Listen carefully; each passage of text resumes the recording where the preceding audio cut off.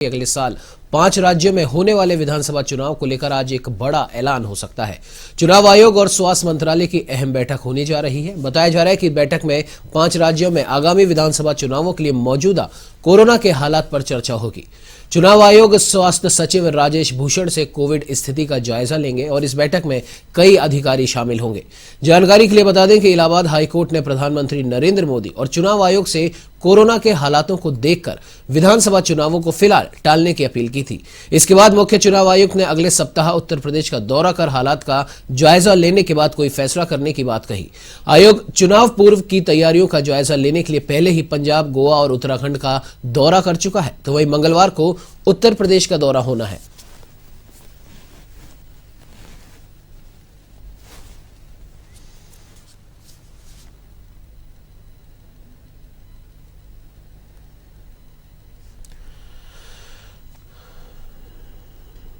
तो आपको बता दें कि उत्तर प्रदेश, गोवा, मणिपुर, उत्तराखंड व पंजाब में 2022 विधानसभा चुनाव होने हैं।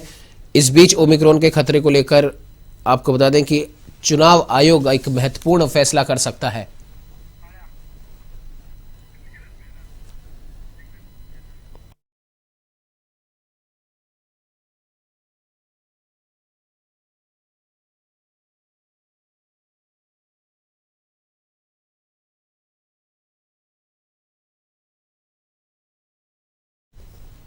तो वह इस खबर पे ज्यादा जानकारी के लिए हमारे साथ एवन टीवी के वरिष्ठ संवाददाता नीरज मेहरा फोन लाइन पे जुड़ चुके हैं। नीरज जी, आज चुनाव आयोग कोरोना की स्थिति को देखते हुए और स्वास्थ्य मंत्रालय से विचार विमर्श करके 5 राज्यों में होने वाले चुनावों को लेकर एक बड़ा ऐलान कर सकता है। क्या लगता है आपको कि चुनाव की जो तिथि है वो आगे बढ़ेगी या फिर कोरोना की स्थिति को देखते हुए कोविड प्रोटोकॉल के तहत चुनाव करवाए जाएंगे?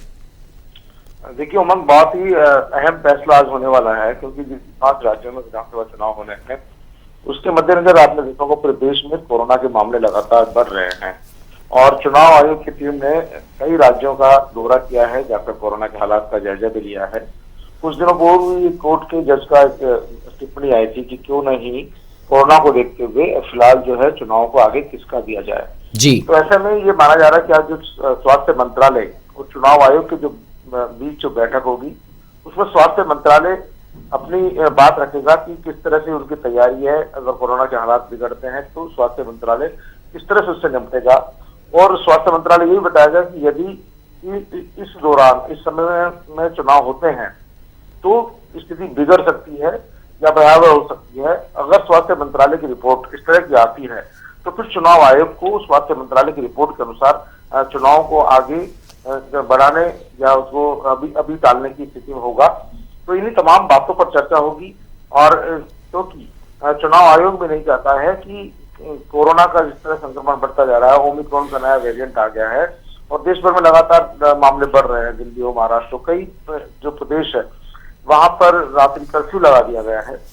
ऐसी स्थिति में क्योंकि देखिए चुनाव होंगे तो बड़ी बड़ी चुनावी रैलियां भी होगी, रैलियों में लाखों लोग आते हैं, तो फिर ये जो संक्रमण का मामला है और बढ़ सकता है। ऐसी स्थिति में अहम फैसला आज चुनाव आयोग को करना है। चुनाव आयोग स्वास्थ्य मंत्रालय की रिपोर्ट के आधार पर ही इसमें निर्णय लेगा। हो सकता है इन चुनावों की तारीख कुछ समय के लिए बढ़ा दी जाए।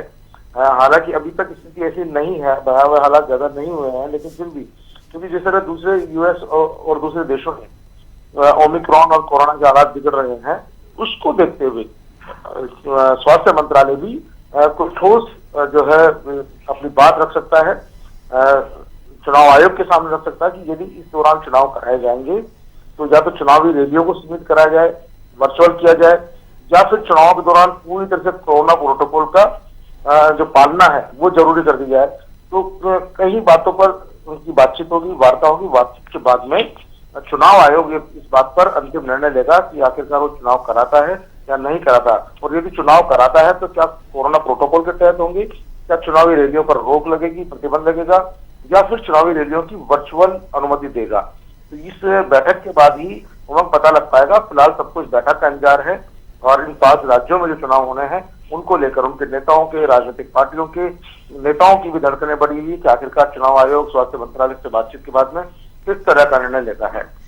जी बिल्कुल नीरज जी, और क्या इस फैसले के अंदर इस चीज का भी ध्यान रखा जाएगा, क्योंकि प्रधानमंत्री नरेंद्र मोदी ने अभी ऐलान करा है बच्चों के लिए और 15 से 18 साल तक के युवाओं के लिए वैक्सीन, क्या इस चीज को ध्यान में रखा जाएगा? देखिए, चुनावों से सीधे बच्चों का तो कोई वास्ता नहीं है, क्योंकि 18 साल से ऊपर आयु के लोग ही इसमें मतदान में शरीक होंगे। सबसे बड़ी बात है कि क्योंकि वो स्वास्थ्य मंत्रालय का अपना अलग फैसला है। पीएम मोदी ने जो छूट आदेश जारी किया कि अब 12 से 18 वर्ष के बच्चों को कोरोना का वैक्सीनेशन होगा, और वैक्सीनेशन में क्योंकि उन बच्चों का सीधा चुनाव से कोई वास्ता नहीं है, 18 वर्ष से ऊपर की आयु के लोग ही वोट देना है। ऐसी स्थिति में क्योंकि स्वास्थ्य मंत्रालय की रिपोर्ट बहुत महत्व रखती है, स्वास्थ्य मंत्रालय अगर बात की हामी दे देगा कि नहीं, चुनाव हो सकते हैं, चुनाव में रैलियां भी हो सकती है और कोई सीधा प्रभाव नहीं पड़ने वाला, हम पूरे सक्षम है, हमारे पास पूरे संसाधन है, तो फिर चुनाव आयोग को फैसला करना है। यदि स्वास्थ्य मंत्रालय कहता है कि नहीं, बड़ी जो रैलियां होगी उन पर रोक लगा दी जाए पूरी तरह से, चुनाव की जो रैलियां हो वर्चुअल हो, कोई भी पार्टी हो वो वर्चुअल रैलियां करे, पूर्व में भी वर्चुअल रैलियां हुई थी, तो वर्चुअल रैलियां हो, और साथ में स्वास्थ्य मंत्रालय कहते कि चुनाव आयोग यदि चुनाव कराना ही चाहता है तो वो कोरोना प्रोटोकॉल की पालना करेगी, यानी मतदान के दिन में 2 गज की दूरी, मास्क जरूरी और सैनिटाइजेशन, इन तमाम चीजों का प्रबंध हो तो चुनाव कराने में कोई एतराज नहीं है। तो इस तरह तमाम बातों का सुझाव स्वास्थ्य मंत्रालय चुनाव आयोग को देगा, और चुनाव आयोग को, क्योंकि जो आपने बच्चों की बात कही है, तो बच्चों वाले, क्योंकि बच्चों का सीधा सा न तो चुनावी रैलियों में बच्चे भाग लेते हैं और न ही उनका मतदान से कोई लेना देना है। ऐसी स्थिति में उस विषय पर शायद इस मीटिंग में कोई चर्चा नहीं होने वाली है, लेकिन स्वास्थ्य मंत्रालय की रिपोर्ट बहुत महत्व रखती है उमंग, और सबसे बड़ी बात है स्वास्थ्य मंत्रालय की रिपोर्ट के आधार पर ही चुनाव आयोग इन चुनावों पर फैसला करने जा रहा है। हो सकता है, जैसी संभावनाएं जताई जा रही है कि हो सकता है चुनाव का समय बढ़ा दिया जाए, आगे किसका दिया जाए, या फिर चुनावों के दौरान जो कोरोना प्रोटोकॉल है उसकी पूरी सख्ती से पालना की जाए जी। चुनावी रैलियों पर प्रतिबंध लगा दिया जाए और वर्चुअली जो चुनावी रैलियां हैं उनकी अनुमति दी जाए।